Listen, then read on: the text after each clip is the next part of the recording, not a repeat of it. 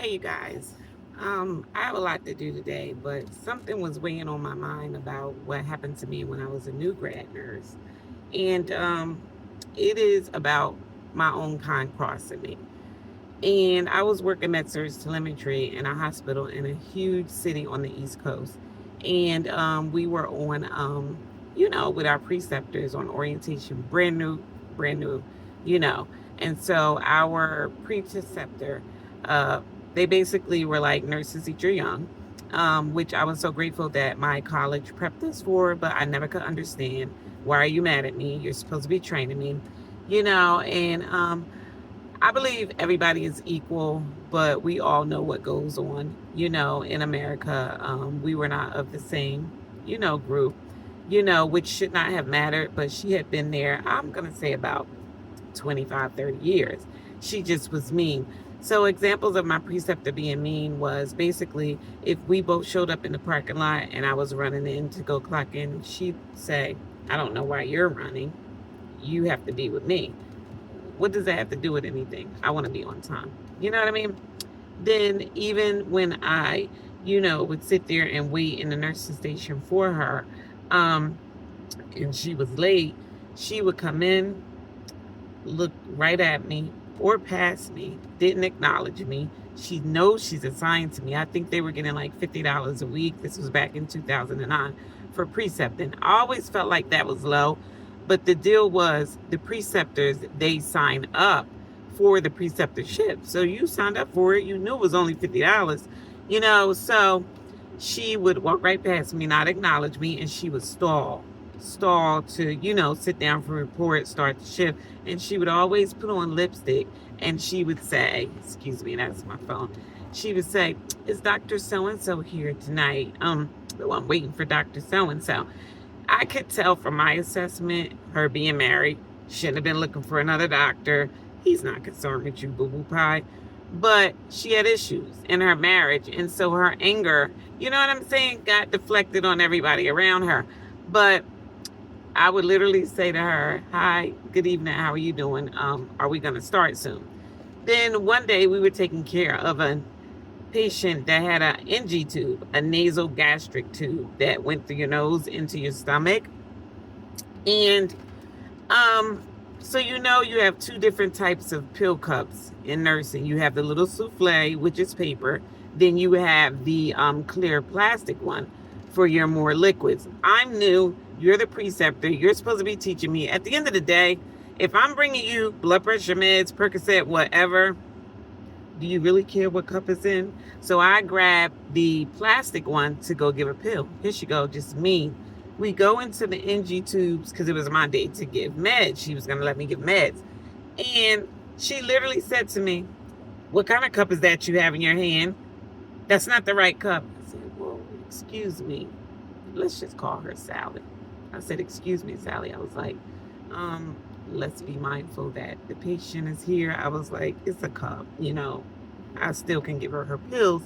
She continued to argue. That's not the right, and she just slapped the clipboard down on the daggone patient's lap while the patient was in the bed laying down. And I'm looking like, y'all got to understand, I'm the preceptor. I'm the student. So I'm like, oh my God, did she just slap that thing? Because Med-Surg Telemetry, these people have had surgery. So they're post-op patients. And so she continued to go in and in and in. I never could understand why she hated me so much.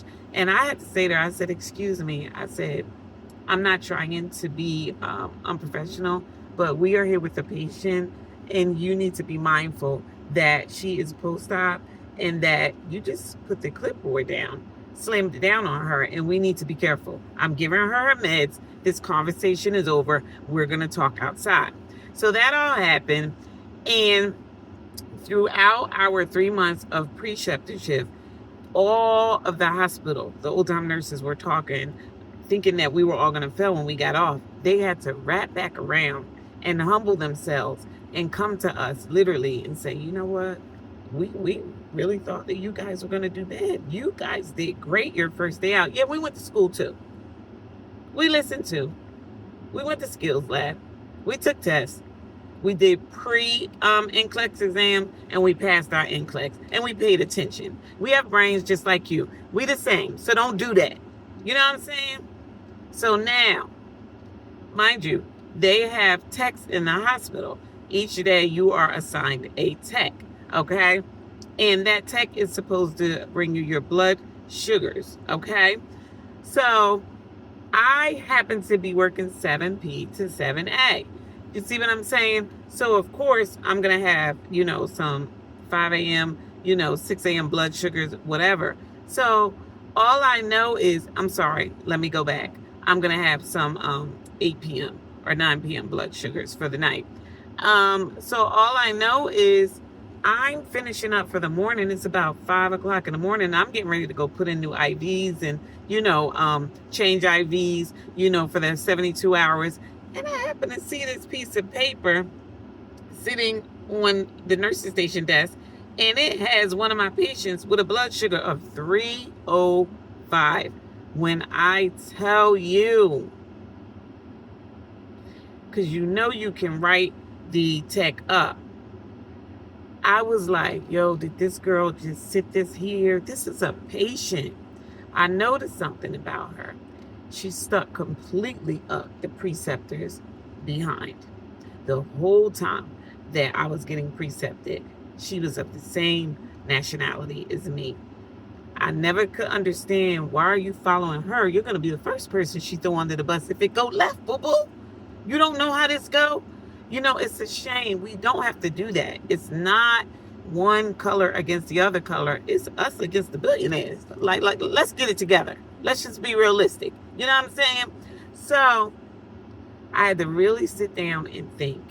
I had to use my nursing critical thinking skills, my brain, and figure out, what am I going to do. So first thing I'm going to do, patient safety first. Let me go, check on the patient. Let me see if I can mitigate this. But it was so late afterwards. Thank God my patient was okay. I believe she got more insulin in the morning. I was able to write the note accordingly. But I definitely spoke with her the next day. I said, maybe have a conversation, and I spoke with her in private. And I said, I was told in orientation, as you well know, that you are supposed to get my blood sugars and vital signs from me. Y'all know I'm going to recheck the blood pressure, even if they take blood pressures, because some people just don't understand. You know what I mean? And I don't know how long ago you took it, so I'm going to take it before I give any blood pressure meds. So I said to her, I said, for you to sit that paper down with a blood sugar of 305, you put a patient's safety and their life at risk. You understand me? If that patient would have went into a hyperglycemic crisis, you understand me? That would have been on you, not on me, because you were in charge of the blood sugar. Do you understand that? So I could write you up right now. I'm not going to do that, but I'm going to be honest with you. And you can do whatever you want to. Going against me, that's not what you want to do. If anything, let somebody inspire you when you get on the floor. Let it be a healthy envy. That's what my father taught me about. He used to say to me, Audrey, I envy you, because my father had an incarceration background. We from New York. He was on Rikers Island. He was able to recover. He became a truck driver, construction worker, mechanic, eventually opened up his own shoe shop parlor. But he really wanted to go into the service like his brother. You know what I'm saying? So he would always say, I envy you, but it was a healthy envy. So when we get out there on the floor, whether it's me that sees the MP or the nurse anesthetist, or whether it's the CNA or the MHT or the nursing assistant that sees the RN, let's inspire each other. You understand me? Because that was foul what she did. She could have killed the patient. Left that daggone lady's blood pressure, blood sugar, like that, the whole shift, and I didn't even know. She was supposed to come and hand, the paper to me for critical blood sugar. So I know a lot of you may hear, well, or you're the nurse, you're supposed to oversee. You already know how this goes. If in certain facilities, let's say like psych, if the MHT is going to take vital signs, they are only to come and tell me of critical ones. You see what I'm saying? So that's all I have to say. My own kind crossed me, and I just don't understand what protection she thought she was going to get from the preceptor. Because the preceptor dogged me. You know what I'm saying? Finally, at the end of this preceptorship, because she was so mean to me, I asked for another preceptor. They gave it to me. But we had a really mean DON, and she used, I don't want to say too much because I can't get, she used to be of a certain, I don't even know what to say. All I know is a lot of my friends who went to certain types of religious schools when they were young, they said that they were very strict. So this lady, she had got kicked out of her, you know what I'm saying? She got kicked out of the, you know what I mean? The holy place where, and I was like, she was so mean. She would come on the floor at night and she would snatch all of the nurses' lockers open and throw all the stuff on the floor and say, you night nurses are so, messy and sloppy and everything. Clean up this mess. I've never seen anything like this in a prestigious hospital on the East Coast. And so she didn't take a liking to me because the preceptor I had, it's a clique. So she liked her. They're of the same kind. You know what I'm saying? So when I switched to the other preceptor, why did they give me her best friend? Oh my God, I could not win for losing. So I tried my best, established a rapport. One night we had an emergency and it was me, her, and the tech. What it was she panicked. You know what I'm saying? Patients, bells start going off. We ran into the room and she was taught to make sure, a line was open, an IV line was open. I'm an RN, I'm trying to learn. I know that I'm supposed to take vital signs because that's what tells us what's going on. The tech is going to assist if we need any type of assistance. You're going to go get somebody, whatever. It wasn't a code. We just heard bells going off. Why when we go in the room? Because she just wants to dummy me down and fall behind the mean preceptor who's our best friend. She tells the tech, grab the vital signs. I'm trying to say, let me have it. I'll take care of it, and she panics and she says, go get Sally. Because when she tried to flush the line, it wasn't open. Well, you're supposed to check all your lines at the beginning of the shift, but she thinks she had it like that, whatever. And she's shaking, and then after that, she's going to say to me, she literally called me when I was off for 4 days, and she was like, she said, I just want to let you know, I think you're very abrupt, and I am going to let you go as a preceptor, and I already knew it's because it's your bestie, whatever. I eventually talked to the mean, director of nursing. She basically got unprofessional sarcastic. She was like, well, Audra, you've requested to drop the first preceptor. The second preceptor requested to drop you.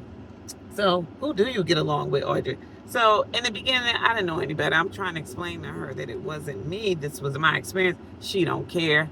You understand me? They old time nurses. They've been there. They all of the same group.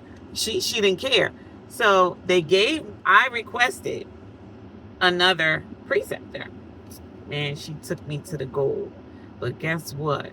In closing, one night, by this time, I'm trying to learn this too much. I know how to take care of patients. I know how to hang IVs. I know how to do blood transfusions. I'm killing it. We have one of my patients and he's crashing. So as a team, my preceptor called in Sally. Sally comes in and she goes, walk right by me, invisible, and she pushes something IV to stabilize the patient. Now, remember, I'm still being overseen by my preceptor. So anything, that I sign off, my preceptor is co-signing it. You know what I mean? Like a doctor after an MP. So why, shortly after that, when we sit down at the end of the shift and we're doing the notes and everything, why did my preceptor say, Audra, do you want to go ahead and sign off on that? Let's just say it was Lasix. Let's just say that. Sign off on that Lasix, that she gave. And maybe it was. You know what I mean? Maybe that was what it is. And so the mean nurse was there, and I said, I didn't give that. You're gonna have to ask Sally. Sally went off. She said, oh my God, I'm I'm sick of these new nurses. I couldn't believe that it really came out. She had a panic attack. She literally had a tantrum, a toddler tantrum in the middle of a prestigious hospital on the floor, and my preceptor picked it up, and she also picked up. I know standards of care. I know liability, boo-boo. I went to school just like you. I didn't give it, I ain't signing it. I'm not no dummy. That's not what we doing. And what's the problem? Because you came, you wanted to be a shero, you came and you gave something to my patient, you walked right past me like I was invisible, you didn't even acknowledge me. You were supposed to ask me, Audra, may I give him this? You should have asked me. But you went ahead, you gave, sign it. It was late 6, so you already know. Anything dropped, she didn't want it to be on her. I'm trying to tell you. There's a lion's den out there. Have a good day, y'all.